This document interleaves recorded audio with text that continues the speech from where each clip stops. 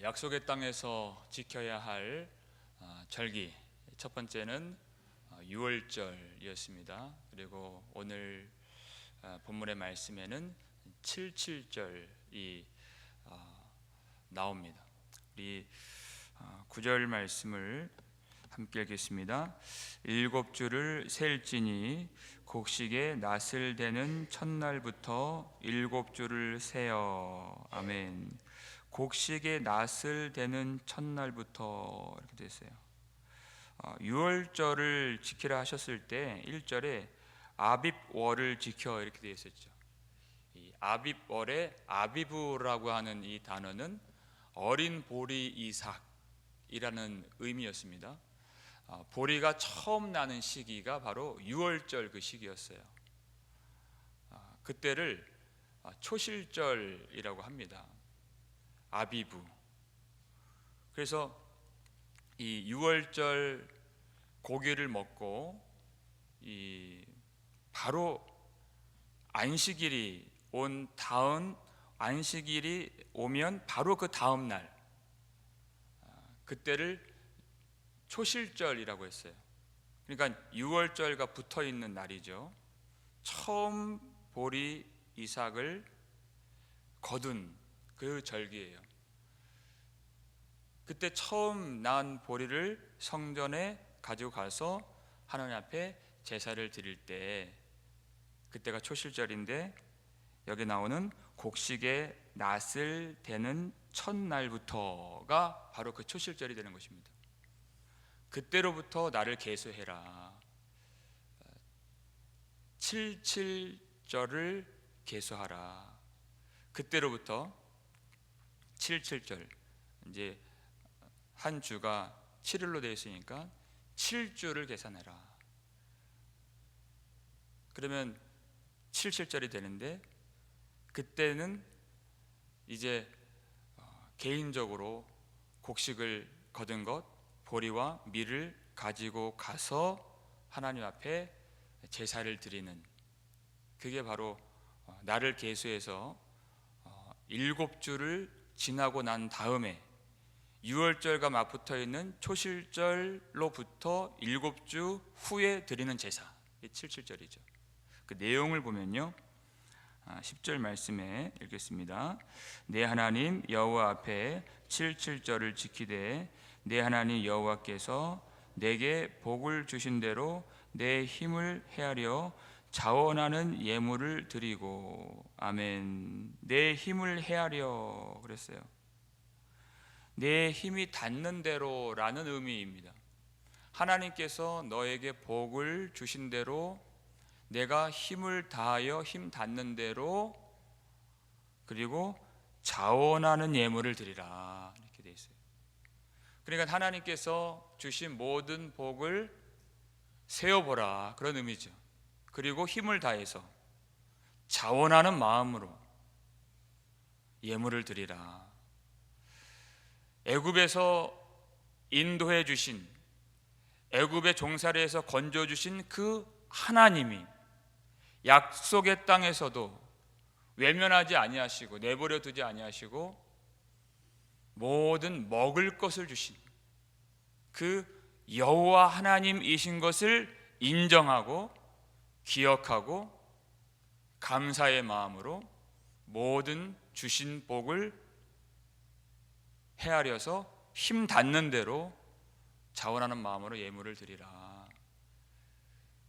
너희가 먹을 수 있었던 것은 가나안의 어떤 신이 그 양식을 준 것도 아니고, 너희가 열심히 일을 해서 너희의 노력과 수고로 그 양식을 얻은 것도 아니고, 애굽에서 건져주신 여호와 하나님께서 이 모든 양식과 쓸 것과 복을 주신 너희의 주인이신 것을 깨닫고 감사의 마음으로, 우러나오는 마음으로 예물을 드리라 하는 것이, 하나님께 드릴 때 자원하는 예물을 드리라 했어요. 우러나와서 기쁨과 감사의 마음으로 드리라. 항상 주님께 드릴 때 마음이 그와 같은 마음이어야 한다는 것입니다. 고린도후서 9장 7절 말씀 보시면 읽겠습니다. 각각 그 마음에 정한 대로 할 것이요 인색함으로나 억지로 하지 말지니 하나님은 즐겨내는 자를 사랑하시느니라. 아멘. 하나님께 드릴 때 인색한 마음으로 한다거나 억지스럽게 그렇게 하기 싫은데 어쩔 수 없어서 사람들이 보기 때문에 나의 어떤 지위가 있어서 그렇게 억지로 하는 것은 하나님의 은혜를 잘 알지 못한 모습이에요. 하나님은 어떤 자를 사랑하시는가? 즐겨내는 자를 사랑하시느니라. 자원하는 마음으로 즐겨내는 자를 사랑하시는데, 왜냐하면 그가 바로 하나님의 은혜를 잘 아는 자이기 때문에 그렇습니다. 마리아가 예수님 앞에 나와서 비싼 향유를 그 발에 부어드렸습니다. 돈으로 환산하면 300데나리온 된다 그랬어요. 보통의 노동자가 1년 정도를 일해야 벌어들일 수 있는 가치, 그것을 예수님 발 위에 부어드린 것이에요. 마리아는 예수님께 얼마나 감사의 마음을 가졌으면 그렇게 할 수 있었을까 하는 것이에요. 그것은 자원하는 예물이었습니다. 누군가 시켜서 하는 것이 아니고 어디 정해진 그런 법이 아니었어요.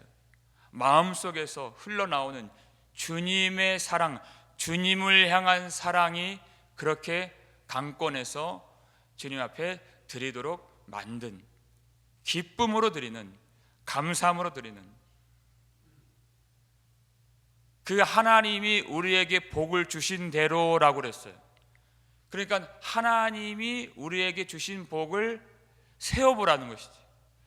우리가 누리고 우리가 먹고 우리가 가진 것들 중에서 하나님이 주시지 않은 것은 단 하나도 없습니다. 우리는 오로지 하나님의 은혜로 사는 존재들인 것입니다. 그래서 감사함으로 자원하는 예물을 드린다는 것은 그 은혜를 발견할 수 있도록 우리에게 유익을 주시는 그런 방편인 것이에요. 예물을 드리는 것은 하나님께 유익이 아니라 예물을 드리는 자, 우리에게 유익이 되는 일인 것입니다. 우리에게 이제까지 베풀어 주신 모든 은혜를 우리가 깊이 성령 안에서 헤아려서 하나님께 드릴 때 기쁨과 감사의 마음으로 자원하는 예물을 드릴 수 있는 저와 여러분 되시기를 주님의 이름으로 축원합니다. 또 이 안에 내용이 있는데요, 11절 말씀 보시면 함께 읽겠습니다. 너와 내 자녀와 노비와 내 성중에 있는 레위인과 및 너희 중에 있는 객과 고아와 과부가 함께 내 하나님 여호와께서 자기의 이름을 두시려고 택하신 곳에서 내 하나님 여호와 앞에서 즐거워할지니라. 아멘. 77절을 어떻게 보내야 되는가? 그 예물을 가지고 와서 자기가 그 은혜를 홀로 누리는 것이 아니라 내 자녀와 노비와 성중에 있는 레위인과 그리고 너희 중에 있는 객과 고아와 과부가 함께 여호와 앞에서 즐거워할지니라. 이것을 위해서 예물을 드린다 하는 것이에요. 자유가 없는 노비와 땅이 없는, 분깃이 없는 레위인과 삶의 기반이 없는 나그네와 부모가 없는 고아와 남편이 없는 과부와 함께 여호와 앞에서 즐거워하라는 것이에요. 모든 성이 하나님 앞에서 기쁨을 누릴 수 있도록, 특히 여기 나오는 나그네와 고아와 과부는 누군가의 도움이 없이는 도무지 살 수가 없는 그런 부류의 사람들입니다. 다른 사람들은 이 소출의 기쁨, 수확의 기쁨을 누릴 때 그들은 수확할 것이 없는 그런 사람들이에요. 그러나 그 성중에 있는 모든 이웃들과 가난한 자들과 함께 여호와 앞에 나아가서 먹고 마시면서 그 은혜를 누릴 수 있도록 77절을 지키라는 것이에요. 왜 그렇게 해야 되는가? 여기에 나오는 나그네와 고아와 과부는 사실상 이스라엘 백성들의 가련했던 그 처지를 대변해 주는, 상징적으로 말해주는 그런 사람들이기 때문에 그렇습니다.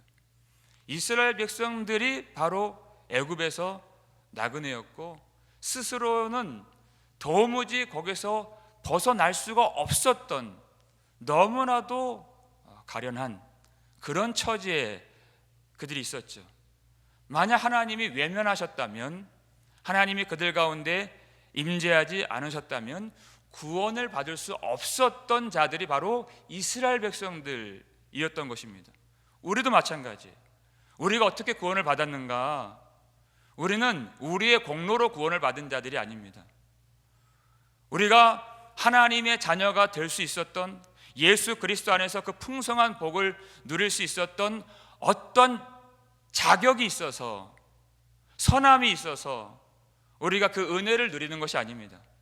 하나님이 우리를 불쌍히 여겨주셔서 어린 양의 보혈로서 모든 강포한, 우리를 억누르고 우리를 그 종노릇하게 만들었던 강포한 죄의 종살이에서 벗어나게 해주셔서 하나님의 자녀가 되게 하시고 예수 그리스도 안에서 놀라운 생명과 은혜와 자유와 복을 누리게 하신 것입니다. 모든 것이 하나님의 은혜로 된 것이에요. 그게 우리가 구원을 받을 수 있었던 중요한 이유가 되는 것입니다. 하나님의 은혜가 아니면 아무것도 할 수 없었던 우리의 처지를 헤아려 보고 우리가 어디에 있었다가 어떻게 구원을 받았는가를 항상 기억하는 것이에요. 그러니까 12절 보니까 너는 애굽에서 종 되었던 것을 기억하고 이 규례를 지켜 행할지니라, 이렇게 된 것이 항상 기억할 것. 애굽에서 종 되었던 것을 기억하라. 어떻게 건진받고 구원받고 인도함을 받았는가, 그것을 헤아려 보라. 그래야 하나님의 은혜가 얼마나 크신 은혜인지를 우리가 기억할 수가 있고, 그 나그네와 고아와 과부가 나와 전혀 다른 사람이 아니라 이 은혜를 생각하다 보면은 그들이 나와 똑같은 존재라는 것을 이해할 수 있게 됩니다. 그들과 나를 동일시할 수 있게 돼요. 그래서 이 하나님께서 수학의 기쁨을 주시는 이 절기에 그들을 다 초청해서 하나님이 주신 복을 따라서 여호와 앞에서 함께 즐거워할 수 있는 그런 하나님의 나라를 경험하라 하는 것이 이 77절의 중요한 내용이 되는 것입니다. 여러분, 우리는 너무나도 가난한 자였습니다. 너무나도 비루한 인생들이었습니다. 그랬던 우리가 어떻게 이와 같이 하나님의 복을 받아서 하나님의 자녀의 신분으로 놀라운 은총 가운데 거하게 되었는가를 우리는 항상 기억해야 돼요. 하나님이 우리에게 주신 복을 항상 세어봐야 되는 것입니다. 어떻게 이렇게 부유한 자가 되었는가? 그 말씀이 고린도후서 8장 9절에 있습니다. 읽겠습니다. 우리 주 예수 그리스도의 은혜를 너희가 알거니와 부요하신 이로써 너희를 위하여 가난하게 되심은 그의 가난함으로 말미암아 너희를 부요하게 하려 하심이라. 아멘. 우리 주 예수 그리스도의 은혜를 너희가 알거니와, 온 교회가, 고린도 교회가 예수 그리스도의 은혜를 다 안다는 것입니다. 그리고 반드시 알아야 된다. 이 은혜를 잊어서는 안 된다. 부유하신 이로써 너희를 위하여 가난하게 되심은, 그렇게 됐어요. 부유하신 이로써, 예수 그리스도 모든 만물의 창조주이시오, 만왕의 왕이신, 하늘의 보좌의 주인이 되신 예수 그리스도께서 너희를 위하여 가난하게 되심은, 그랬어요. 모든 주님의 보좌와 영광과 왕권을 버리시고 성육신하신 것입니다. 이 땅에 내려오셨어요. 이 땅에 오셔서 고난의 길, 십자가의 길을 다 걸으시고 십자가에서 달리셨습니다. 그 십자가 위에서도 그 옷 하나 있었던 것도 군병들에게 빼앗기시고, 그 허리에 창에 찔려 모든 물과 피까지 다 쏟아 부어 주신 분, 아무것도 남김이 없이 우리를 위하여 다 부어 주신 분이에요. 왜 그렇게 주님이 하셨습니까? 부유하신 이로써 너희를 위하여 가난하게 되심은 너희를 부유하게 하려 하심이라 그랬어요. 도무지 우리 스스로는 그 죄악의 결박에서, 사망의 그늘에서, 영원한 죽음에서 벗어날 수 없었던, 그렇게 가련하고 가난한 우리를 위하여서 모든 물과 피를 쏟아 부어 주신 예수 그리스도, 주님께서 우리를 부유하게 하시려고, 하나님의 자녀가 되게 하시려고, 하늘에 속한 신령한 모든 복을 우리에게 주시려고 십자가에서 자원하는 희생 제물이 되셔서 그렇게 우리를 위하여 죽으신 것입니다. 우리는 예수님의 대속으로 말미암아 하나님의 자녀가 되고 하나님을 우리 속에 모시는 부요한 자가 된 것입니다. 무엇으로 부요하게 되었습니까? 부요함이라는 것은 무엇을 말하는 것입니까? 77절은 그 유월절과 인접한 초실절로부터 50일을 계수하라는 것이에요. 50일을 계수하라라는 의미는 50일을 기다리라라는 의미예요. 여러분, 신약으로 넘어오면 77절을 뭐라고 부르게 됩니까? 오순절이라고 부르는 것이에요. 그 7주가 지난 그 다음 날이 77절이에요. 그러니까 정확하게 50일 이후예요. 그때 온 교회 위에 하나님이 성령을 부어주시죠.